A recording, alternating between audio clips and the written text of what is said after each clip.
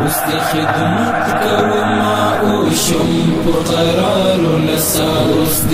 امن په سر د ماس په دستار لسا اوس بدی هری راوي ته ګلونه د اوس په سما د منی او ویني زار لسا اوس د خدمت کوما او شم په قرار لسا اوس د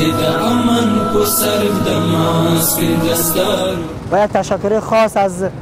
اشخاصی که در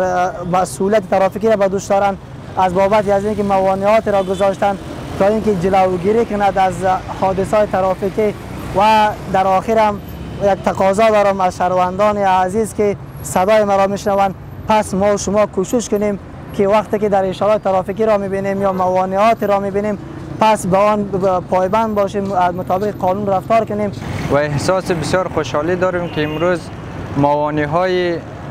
موانع‌های ترافیکی در جاده‌های مزار شریف نصب شده است و این موانع‌ها باعث کم شدن خطرات در جاده‌ها می شود و همچنان از شهروندان مزار شریف تقاضا داریم که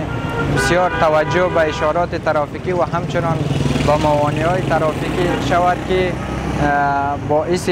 کمبودی ازدحام در جاده‌ها څرنګه په ښار کې وینئ الحمدلله موږ اشارې نصب کړي دي او ترمیم کار روان دی.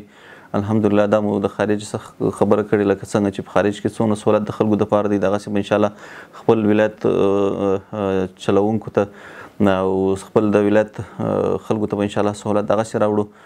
د بیلګې په توګه تاسو لیدلی دی موږ دغه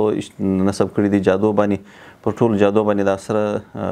علامې دي دا مو نصب کړي دي او دغسې مو د حادثاتو د کمۍ دپاره د شپې ډبرې رنګ کړي دي علایې مو جوړې کړي دي چې د خلکو د حادثات را کم شي او د خلکو مشکلات سره حل شي. دومره خبره موږ د رخشو پر برابر باندې الحمدلله موږ ډېر سهولت جوړ کړی دي او د رخشو دپاره خپل اډې شته او خپل لینونه شته، هر لین دپاره خپل رخشې دي او د هر لین دپاره خپل اډه ده ځکه چې د ولس دپاره سهولت دی او د ښار ازدحام انشاءالله به کمیږي. نور هم الحمدلله موږ په ښار کې کوم چوکونه ډېر صفا کړي دي او د هماهنګۍ د ښاروالۍ سره لرو، هماهنګۍ د ترانسپورټ سره لرو، د ټولو په هماهنګۍ باندې مو الحمدلله ډېر لاسته راوړنې لرو. نو انشاءالله تاسو به ټول لیدلی وي او انشاءالله تر دې زیات هم کوشش کوو چې نور د ولس دپاره سهولت راشي او د ولس مشکلات سره حل شي او انشاءالله العزیز په آینده کې موږ دا کوشش لرو، دا ترتیب لرو چې د هر سړک اندازه د رفتار او د ټول شي ورته جوړ کړو او انشاءالله مشکلات به د ولس هم حل شي او مشکلات به انشاءالله خدای کول.